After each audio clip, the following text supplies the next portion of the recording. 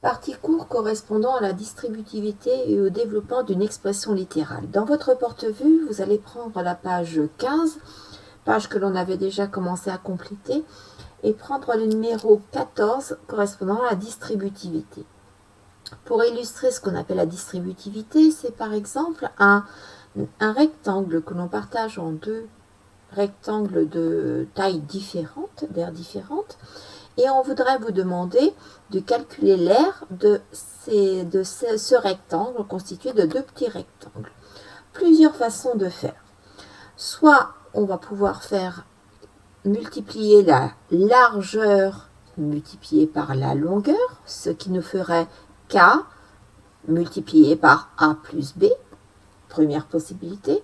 Deuxième possibilité, on pourrait calculer l'aire de ce premier rectangle, puis l'additionner à l'aire de ce deuxième rectangle, ce qui nous ferait l'aire du premier rectangle, K multiplié par A, plus l'aire du second rectangle, K multiplié par B.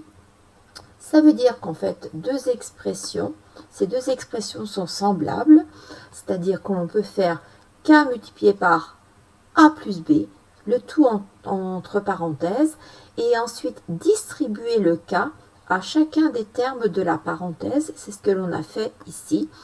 Les flèches symbolisent une multiplication, c'est-à-dire que l'on fait 4 multiplié par A plus K multiplié par B. Ceci, ça fonctionne pour l'addition, ça fonctionne bien sûr aussi pour la soustraction. Dans ces cas-là, nous ferions K multiplié par A moins K multiplié par B. Ici, j'ai mis des formes simplifiées puisqu'on sait qu'entre deux lettres, eh bien, on peut enlever le signe multiplié. Alors, cette distributivité va nous servir dans des cas de figure avec des lettres, mais ça peut aussi nous servir en calcul mental.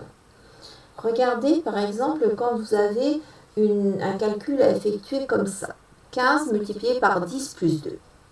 Deux possibilités. Vous pouvez faire le calcul à l'intérieur de la parenthèse, 10 plus 2, qui nous fera 12, ce qui nous ferait 15 fois 12. Ensuite, un petit peu plus compliqué de faire mentalement, 15 fois 12, cela nous fait 180. Autre possibilité, et je pense un peu plus simple lorsque l'on n'a pas la calculatrice, c'est de faire 15 multiplié par 10, c'est-à-dire qu'on va distribuer le 15 au 10, puis ensuite on fait 15 multiplié par 2.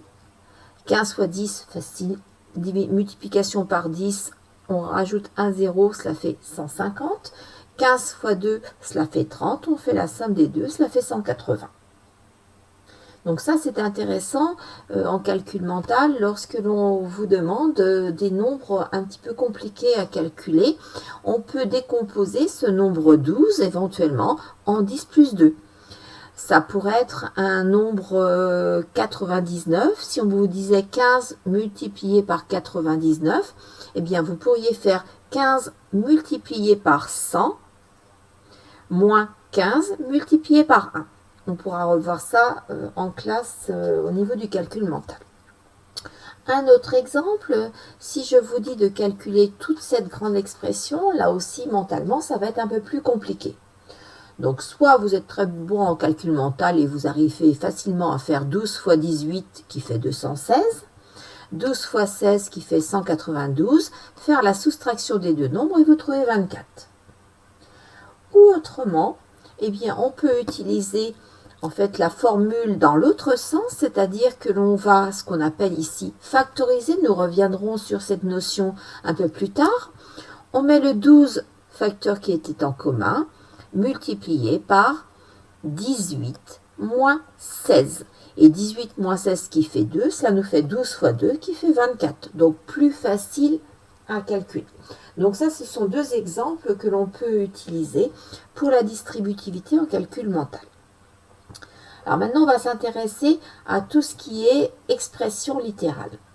On peut là aussi vous demander de développer une expression littérale. Donc, grand 15, développer une expression littérale. Développer une expression littérale, c'est la transformer en une somme ou une différence de termes. C'est-à-dire qu'à l'origine, vous avez un produit et vous allez le transformer en une somme. On revient ici à ce que nous avions au numéro 14. Ici, c'était un produit et on obtient au final une somme ou une différence. Donc là, on va appliquer la formule. 4 facteurs de x plus 2, là ici c'est sous-entendu multiplier, eh bien on va devoir faire 4 multiplié par x plus 4 multiplié par 2. On va réduire l'expression comme on le peut. 4 fois x, c'est 4x, et 4 fois 2, ça fait 8. On ne peut pas aller plus loin puisqu'on a un terme en x et un terme sans x. Pour le b, là, on a des nombres négatifs, mais ça revient, le principe est le même. Nous allons faire moins 3 multiplié par 2a, ici. Moins 3 multiplié par 2a, cela fera moins 6a. Et puis ensuite, moins 3 multiplié par 7. Moins 3 multiplié par 7. Là, au niveau des résultats, on va obtenir moins. Nous avions vu que cela faisait plus. Donc, ça ferait l'équivalent de 3 multiplié par 7 qui fait 21. Ou autrement, vous pourriez dire que le moins, vous le conservez, vous faites moins 3 multiplié par 7 qui fait moins 21, moins 21, ça fait bien plus 21, qui ne peut plus se réduire là non plus. Et le dernier exemple, 3a facteur de 4a moins 6. Là encore, on va développer ici 3a multiplié par 4a, 3 fois 4, on va faire 12. A fois a au carré, nous l'avions vu dans une leçon précédente. Ensuite, moins 3a multiplié par 6.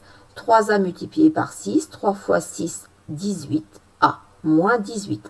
Et là encore, les a au carré et les a ne peuvent pas s'additionner. Voilà la partie cours concernant ce développement, cette distributivité.